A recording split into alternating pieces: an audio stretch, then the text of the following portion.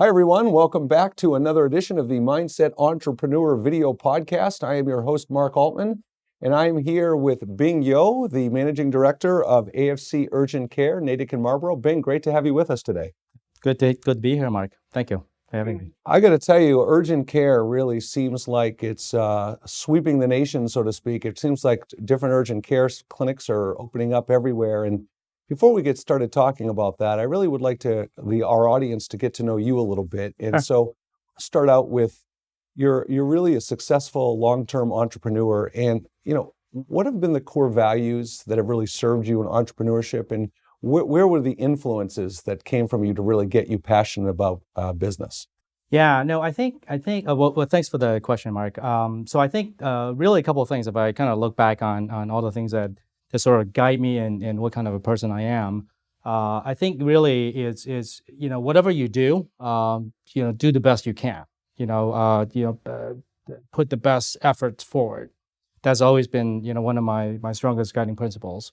And then another thing I think is very important. I think is it's no matter what you do, really treat everybody with respect. So that's why whatever I do, I can always relate to anybody, everybody.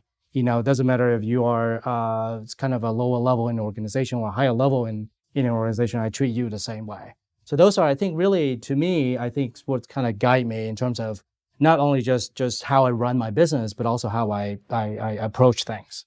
Well, that's outstanding, Bing. I just want to tell our audience, I'm really jealous of Bing. I want to start out by saying, Bing started a hair salon, and you can tell by how great his hair. I mean, take a look at this guy's hair. I don't think he has one hair out of place. I mean, it's so perfect. I'm losing my hair, so I can't even really be a customer for him. But Bing, honestly, all kidding aside, talk about, how did you get into the hair salon business? What kind of prompted that? And then how did the transition take place to go from hair salons to urgent care? Well, I mean, you can't see the transition. I mean, it's right there. Exactly. No, I think well, you asked the question earlier is where my passion for entrepreneurship or business came from. I think growing up, I grew up in Hong Kong, right? So I came to this country 30 years ago. But growing up, I was surrounded by really my relatives who were really strong entrepreneurs in Hong Kong. They have a lot of uncles and aunts that have very successful businesses. So I kind of looked to them and said, wow, and kind of took bits and pieces of kind of what they've done, and really just try to adopt those for myself. But to answer your other question about how do I kind of get into the hair salon business, right? I always like businesses. That's actually one of the things that I think my uncles told me. When you look for business opportunities, look for those. They are recession resistant. Nothing is truly recession proof.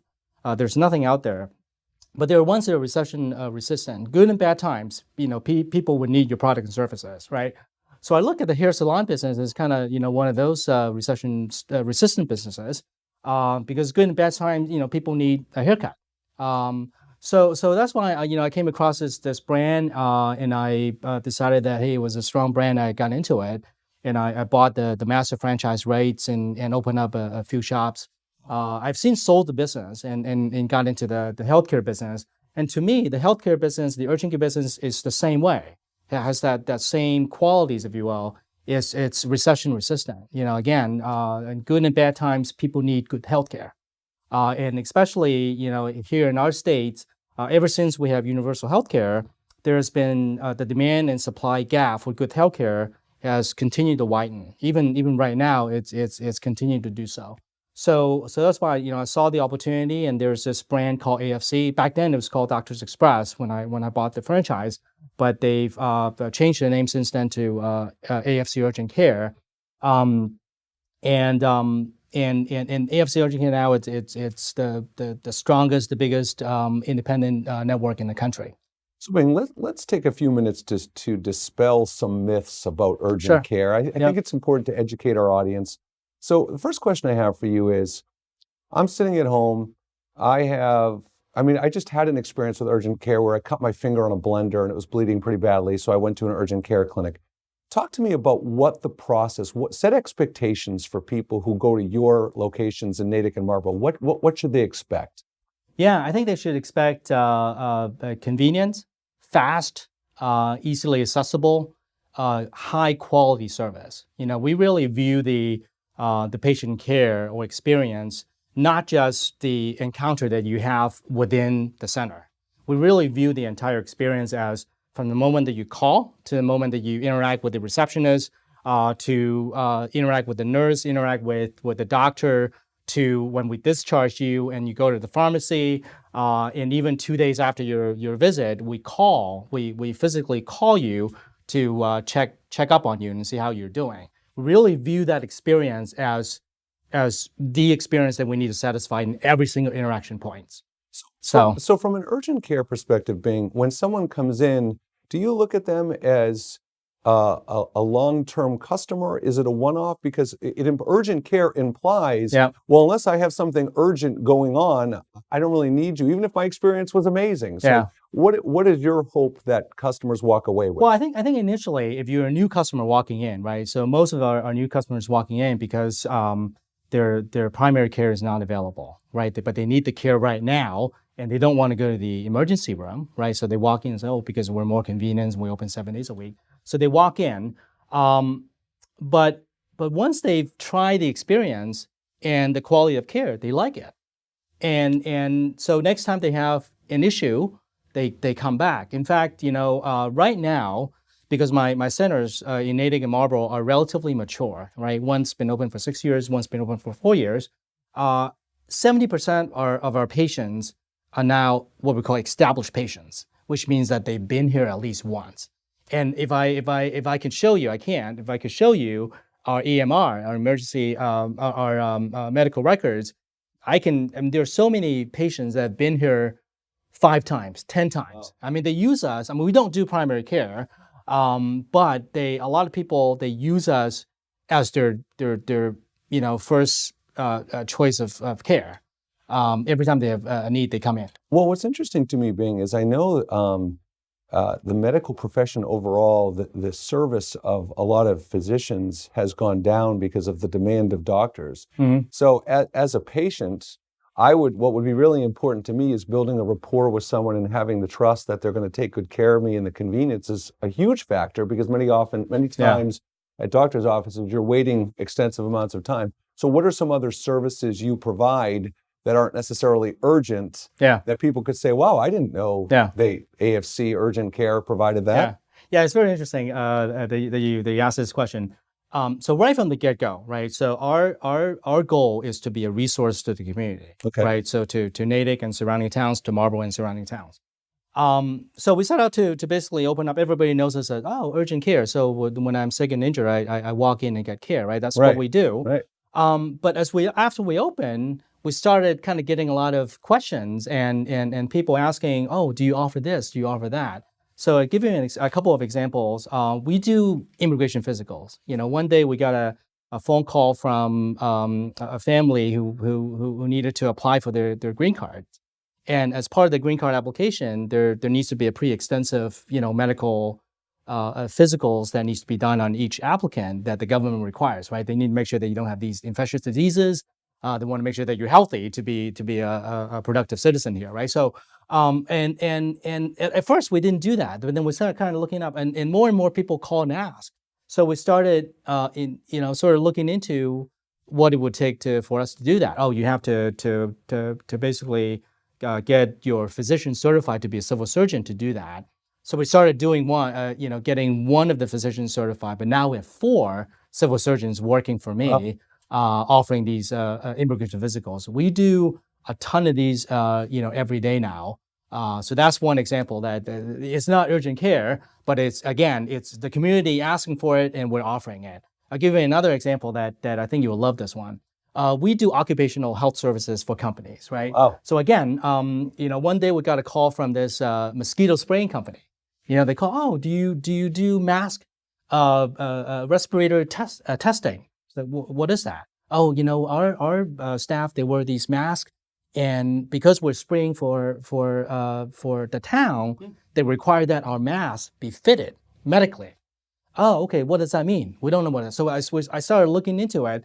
Oh, okay. So there's this thing called respirator fit testing. The government calls it N95 fit testing. There's actually it's OSHA requirement. So we looked into it and so, oh, this is how we can do it. So we bought the equipment, we got everybody trained, and now we're offering it for mosquito companies, for painting companies, doing these respirator fit testing.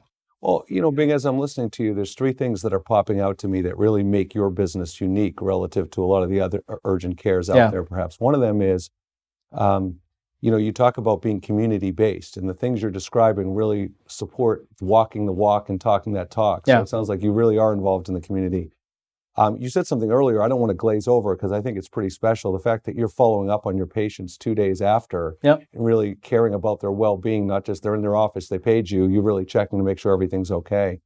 And the third thing is how unique that you're a B2B company as well, and you're working with businesses, small businesses, you're flexible in your service offerings. Because I can tell you, as a company owner myself, I would never think to call an urgent care for those kinds of purposes. So the fact that people out there watching know that you're a resource for things that their company and their employees would need, that's pretty awesome. Yeah. No, I think companies, I mean, as business owners, when you have a need, right? So you're getting a government contract, they say, well, okay, in order to work for us, you need to be your employees need to be drug tested, your employees need to be, their masks need to be fit tested. What do you do as an owner? I mean, you call around, right? So I think one of the advantages that I see that really, again, being a small entrepreneurial business, I think gives us advantage to our competitors who are largely these, big, larger hospital groups. They're opening up urgent care. I think it's really just our ability to kind of listen to the community and kind of react to what the demand is, That's right? great. So I give you a couple of examples. But again, these demands are not just from smaller companies. We also work for big companies. FedEx, to give you an example, in order to drive a FedEx trucks, all drivers need to pass what they call a DOT physical, a Department of Transportation physical, and they need to get that physical renewed every year. Okay, every 2 years actually. So we're doing a ton of those, not just for FedEx, but for independent truck companies as well as UPS. Every holiday season, I know that in October and November, I know we're going to be busy with FedEx drivers because they hire a ton of seasonal drivers. Every time they hire a new drivers, they give them a piece of a letter that says, okay, go to AFC Urgent Care and get your drug testing and get your physical done. Nice. No schedule, they just walk in. So Bing, let's address the biggest elephant in the room, which I think with urgent care is that a lot of people perceive you're losing quality for the benefit of convenience. Yeah. And I know my own brother, as I said, I've used urgent care and had great experiences with it, but my own brother as a doctor has questioned that. So what do you say to people who are sitting there thinking, oh, I wouldn't do that? Yeah. What's your thoughts on that? I think if the only things that we offer is convenience and accessibility, I think we would all be out of business by now. Just to be honest with you, because at the end of the day, I think the products and service that we're giving you or anybody, I think is medical. We have to be able to address your medical needs as a patient. If we don't do that and we do it in a lousy way, you're not going to come back, right? It doesn't matter how convenient I am. It doesn't matter if I have my clinic right next to your house. I mean, if I give you bad care, you're not going to come back, right? So I think it's very important for people to really know and understand that this is the way that we need to really compete, not just with convenience, but a high quality, cost effective products, with really great care in order to really kind of compete for the patients. Nowadays, patients have choice. So your doctors and nurses, are they just as qualified? Yeah, absolutely. There's no difference in the qualifications? No difference. I tell you, who would like to work for an urgent care? We have retired ER docs, ER docs that got burned out at the ER. They love to join us because in our environment they get the hustle and bustle, but it's a cakewalk for them, right? And we also it's not life or death. Yeah, we also get a lot of primary care doctors that are kind of burned out from primary care. Nowadays, primary care, because of our healthcare system, is really putting a lot of burden on primary care doctors. That's why you hear primary care doctor shortage all the time, and they're going to concierge all the time. Because they are, primary care doctor burnout. So we're getting, those doctors kind of coming to work for us. So a couple last questions, Bing. One is, so if I live in the Natick and Marlborough area where so many thousands of people do, and I wanted to consider checking out an urgent care, whether it were you or anybody else, what are the things I should be aware of to know that the urgent care clinic I chose is, boy, they're the right one, they're qualified? Is there anything I should know or be aware of before I go? Well, well, that's a good question. I think again, you to me, I think you, well, first of all, different patients I think have different sort of requirements, Yeah, right? well and, said. and some have a higher expectation than others and so forth. But I think anywhere you go, it doesn't matter if it's urgent care or your own primary care. I think as a patient, you have the right to really demand high quality care. Mhm.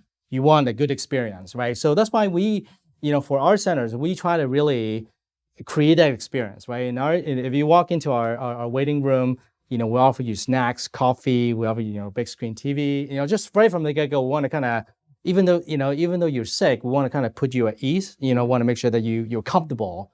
And then again, we focus on that whole experience. We want to, that's why we're very meticulous in terms of who we hire and how we train them, right? Yes. So for example, we train our receptionists to when people walk up, don't wait for people to acknowledge, to sort of say hi and acknowledge you.